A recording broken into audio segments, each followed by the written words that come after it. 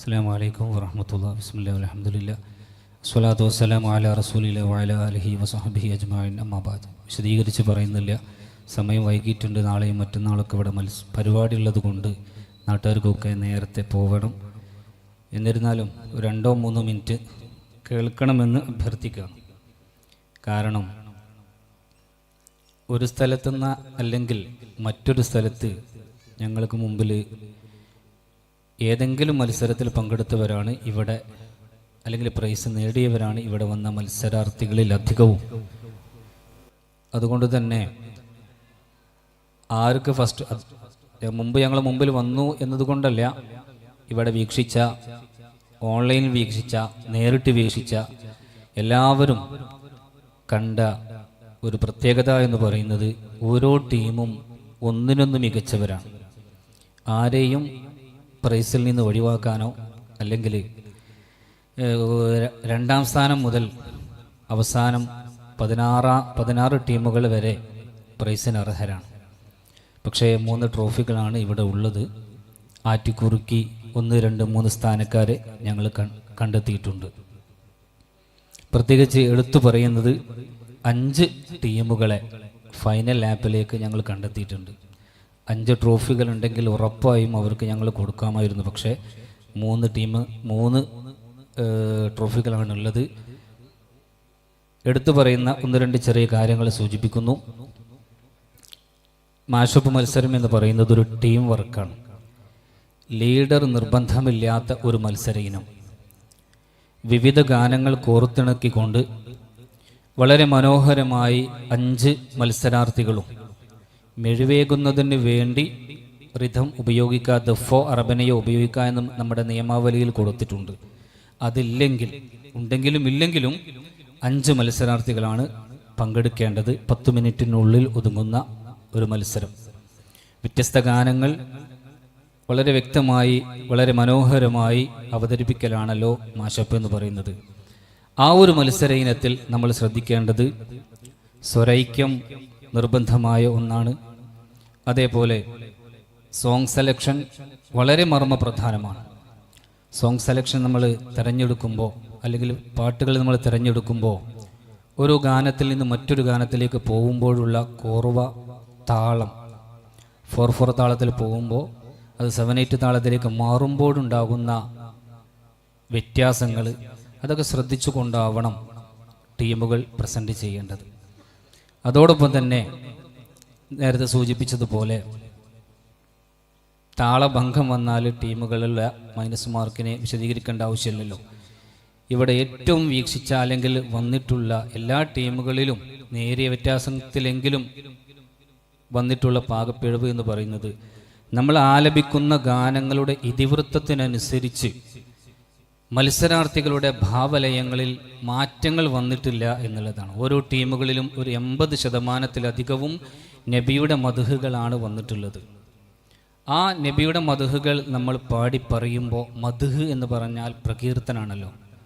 ഒരാളുടെ പുകഴ്ത്തലുകൾ നമ്മൾ പാടുമ്പോൾ നമ്മുടെ ഭാവവ്യത്യാസം അത് സന്തോഷത്തിൻ്റെതാവണം. അല്ലാത്ത പക്ഷം ആ ഒരു പാട്ടിൻ്റെ ഇതിവൃത്തത്തോട് നീതി പുലർത്തിയില്ല എന്നാണ് നമ്മൾ മനസ്സിലാക്കേണ്ടത്. റിഥത്തിലേക്ക് വരുമ്പോൾ, റിഥം നമ്മൾ അല്ലെങ്കിൽ ദഫ് നമ്മൾ കൊട്ടുന്നത് താളബോധത്തോടു കൂടെയാവണം.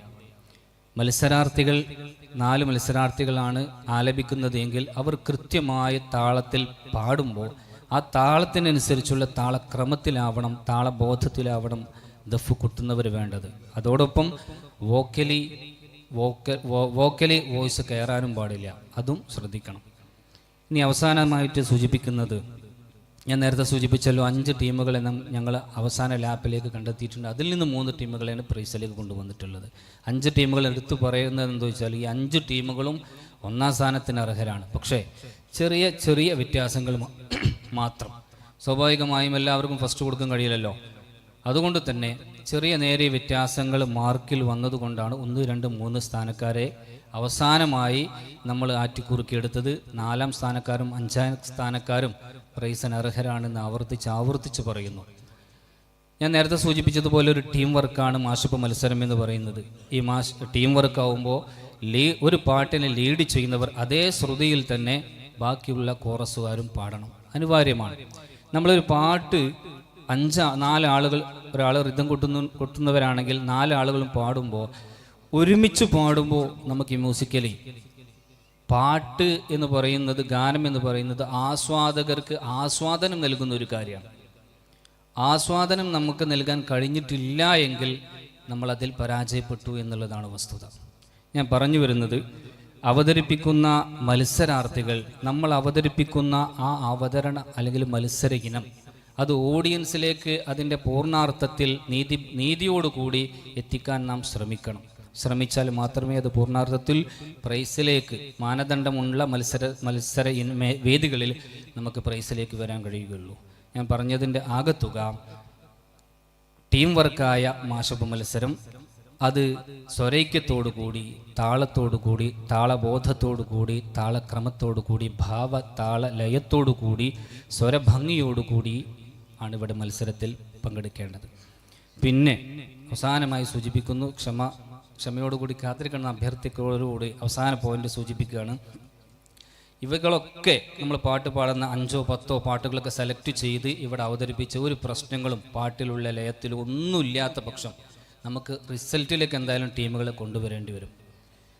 അവിടെയാണ് പെർഫോമൻസ് എന്നുള്ള മാനദണ്ഡം നമ്മൾ പരിഗണിക്കുക. പെർഫോമൻസ് മീൻസ്, ഞാൻ നേരത്തെ പറഞ്ഞു, പാട്ടിൻ്റെ എന്താണോ ഇതിവൃത്തം, ആ ഇതിവൃത്തത്തിനനുസരിച്ച് 5 മത്സരാർത്ഥികളിലും വരുന്ന ഭാവലയങ്ങൾ അത് അനിവാര്യമായൊരു ഘടകം തന്നെയാണ്. അതും കൂടി പരിഗണിക്കപ്പെട്ടിട്ടാണ് ഞങ്ങൾ 1, 2, 3 സ്ഥാനക്കാരെ കണ്ടെത്തിയിട്ടുള്ളത്. ഇൻഷാ അല്ലാഹ് ഒരു കാര്യം കൂടി, 2 കാര്യം കൂടി മത്സര ഇനവുമായി ബന്ധപ്പെട്ടിട്ടല്ല.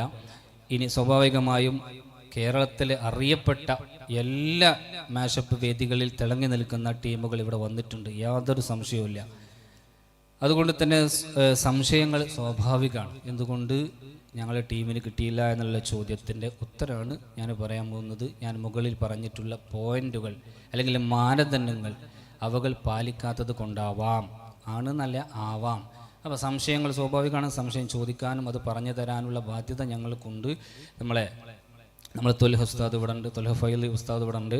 അദ്ദേഹവുമായി ബന്ധപ്പെട്ട് ടീം മാനേജേഴ്സ്, അദ്ദേഹത്തിൻ്റെ കയ്യിൽ നിങ്ങളുടെ കോഡ് ലെറ്റേഴ്സ് ഉണ്ട്.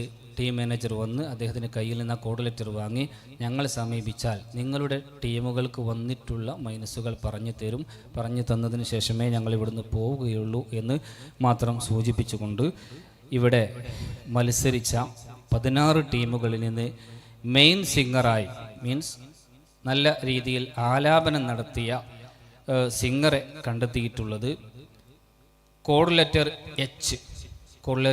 എച്ചിലെ മെയിൻ സിംഗറിനെയാണ് കണ്ടെത്തിയിട്ടുള്ളത്.